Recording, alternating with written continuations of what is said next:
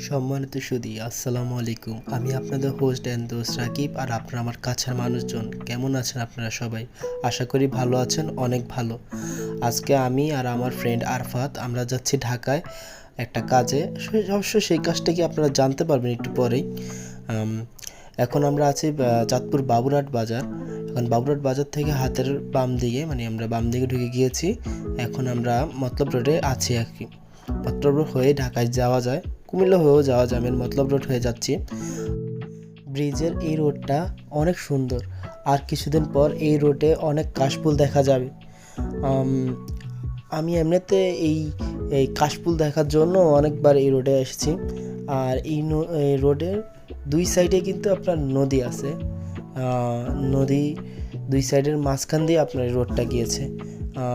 কে কী বলে জানি না, বাট আমি পার্সোনালি এই রোডটাকে নিজেই বলি আর কি, আমাদের চাঁদপুরের মেরিন ড্রাইভ রোড।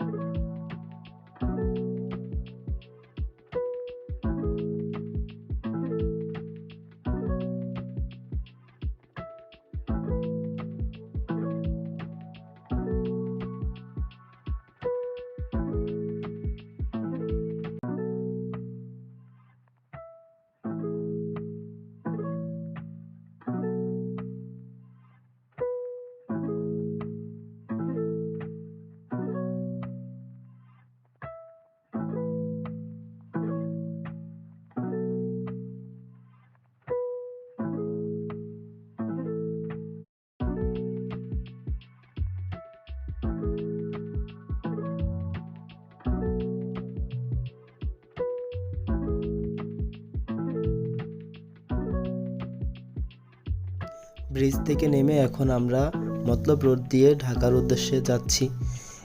রাস্তাটা অনেক সুন্দর, আর মেঘলাচ্ছন্ন আকাশ হওয়ার আরও বেশি সুন্দর লাগছে। আর পাশে দিয়ে নদীটা যে সুন্দরভাবে বয়ে যাচ্ছে, মানে দেখার মতো। এই সময়টা যারা আসছে তারাই ফিল করতে পারছে। এখন মতলবের রোডের অন্যতম সুন্দর একটি স্থান আলো ছায়া। নদীর পাড়ে এমন এক বাড়ি, সত্যি অনেক সুন্দর লাগছে। আরাফাত আমাকে বারবার বলছে, এতবার এই রোড দিয়ে এসেছি, কিন্তু রাকিব এত সুন্দর রোড আমি তা আগে বুঝতে পারিনি। সে আমাকে বারবার জিজ্ঞাসা করতেছে, রাকিব এটা কোন রোডে তুই আমাকে নিয়ে আসলি। এমনিতে সে এই রোড দিয়ে অনেকবার গিয়েছে, কিন্তু এমন সুন্দর ফিলিংস সে এর আগে আর কোনদিন নিতে পারেনি।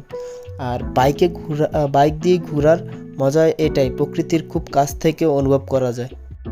আমরা সকালে নাস্তা করে দাউদকান্দি ব্রিজের উপর দাঁড়াই আর কিছু ছবি তুলি।